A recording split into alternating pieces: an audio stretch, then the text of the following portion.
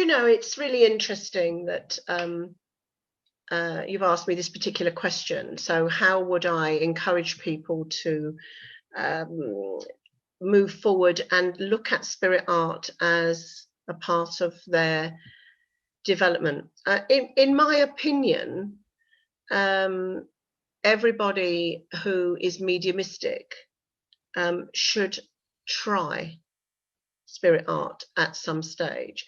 And I think that we have to get rid of this idea that everything that is special and good about spirit art is to do with evidential portraits, because although I know that they are amazing proof of survival for those that receive pictures and information about their loved ones. I mean, it actually, in some ways, is the nearest thing we get to a piece of physical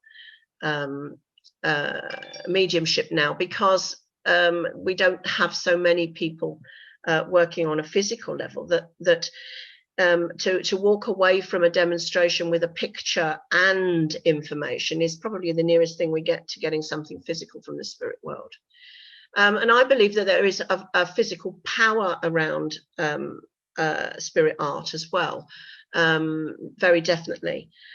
So it's a very fascinating part of spirit art, but it's not the only part of spirit art. And I think that people get frightened with the idea that I'm going to ask them all to draw a face, and I can't draw. Well, I couldn't draw at all, and the spirit world taught me. And there are many ways in which you can express yourself creatively without it necessarily having anything to do with the face.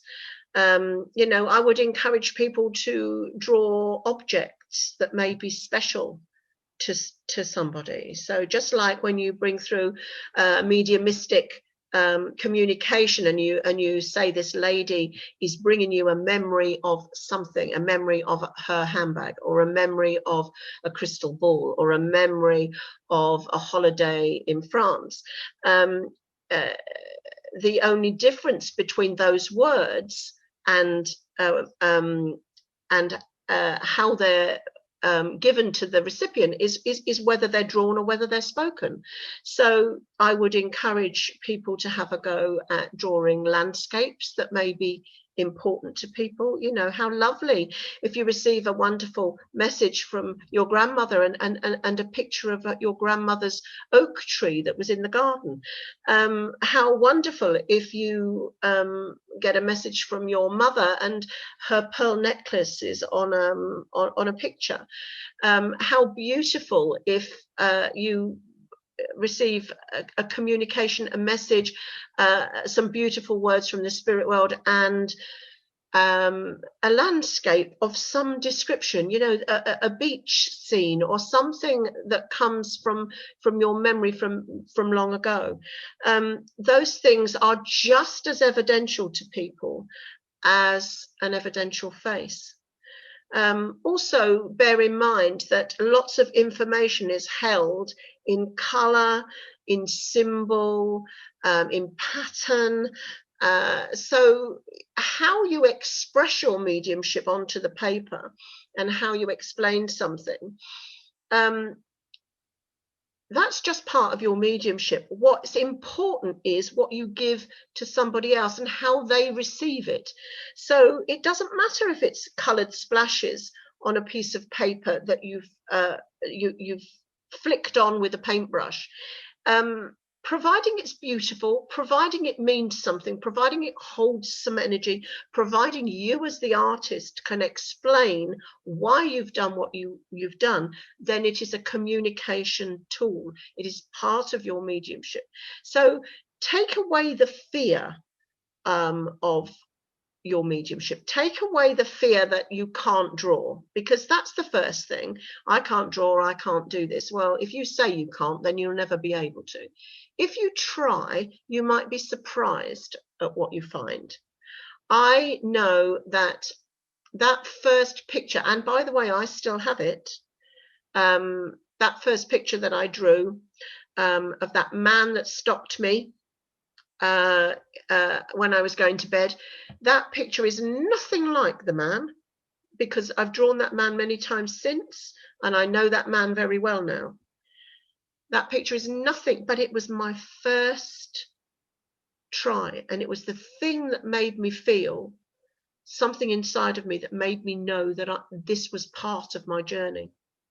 So what I would say to anyone who's listening, is try it, feel it, see whether it does anything for you, see whether it says something to you, because you will know if it's part of your journey or if it's not. You will know that absolutely, because once you know that you're on this pathway, there's no moving away from it. It's part of who you are. And the other thing that I would say is, whether you believe you're an artist or whether you feel that you'll never put pen to paper, you should know about spirit art, because you should understand the process of it.